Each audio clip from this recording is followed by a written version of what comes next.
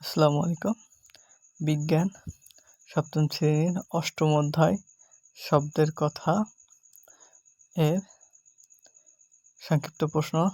এক, সুশ্রাব্য বা অশ্রুশ্রাব্য শব্দের মধ্যে পার্থক্য কি? দুই, শ্রুতিপূর্ব ও শ্রুতি উত্তর শব্দ কাকে বলে? আমরা এখন দেখব শ্রাব্য ও অশ্রাব্য শব্দের মধ্যে পার্থক্য।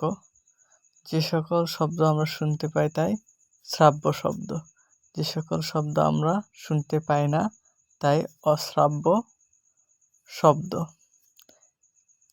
শ্রাব্য শব্দ কমপক্ষে 20 থেকে 20,000 হার্জের মধ্যে হয়। শ্রাব্য শব্দ মানুষ শুনতে পায়। অশ্রাব্য শব্দ এর কম্পাঙ্ক 20,000-এর কম বা 20,000-এর বেশি হয়। অশ্রাব্য শব্দ কুকুর, বাদুড়, মাকড়সা ইত্যাদি প্রাণী শুনতে পায়। শ্রুতি পূর্ব ও শ্রুতি উত্তর শব্দ কাকে বলে? যে শব্দ প্রতি সেকেন্ডে 20টির কম কম্পন সৃষ্টি হয় তা দিয়ে আমরা মানুষেরা শুনতে পাই না, তাকে শ্রুতিপূর্ব বলে।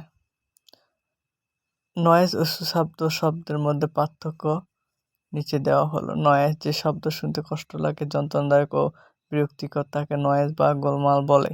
বস্তুর অনিয়মিত বা অসম কম্পনের ফলে নয়েজ উৎপন্ন হয়। উদাহরণ: পেরেক ঠোকার শব্দ, নিম্নাকারের শব্দ ইত্যাদি। সুশ্রাব্য যে শব্দ শুনতে ভালো লাগে, সূক্ষ্ম, মধুর ও আনন্দদায়ক তাদের সুশ্রাব্য বা সুরেলা শব্দ বলে। বস্তুর নিয়মিত বা সুষম কম্পনের ফলে সুশ্রাব্য শব্দ উৎপন্ন হয়, যেমন কানের সুর বা শির শব্দ। সকল কম্পাঙ্কের শব্দ কি আমরা শুনতে পাই? আমাদের শ্রব্যতার সীমা কত? সকল সুশ্রাব্য কম্পাঙ্কের শব্দ আমরা শুনতে পাই না। আমরা 20 হার্জের কম এবং 20 হার্জের বেশি কম্পাঙ্ক শুনতে পাই না এবং এর চেয়ে কম শুনতে পাই। যদি কোনো বস্তুর কম্পন 20 হার্জ থেকে 20,000 হার্জের মধ্যে থাকে তবে আমরা সেসব কম্পাঙ্ক বিশিষ্ট শব্দ শুনতে পাই। 20 হার্জের কম এবং 20 হার্জ বেশি কম্পাঙ্কের শব্দ আমরা শুনতে পাই না।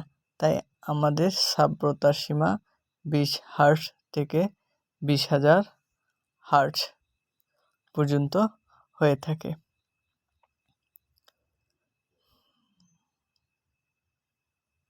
ধন্যবাদ সবাইকে।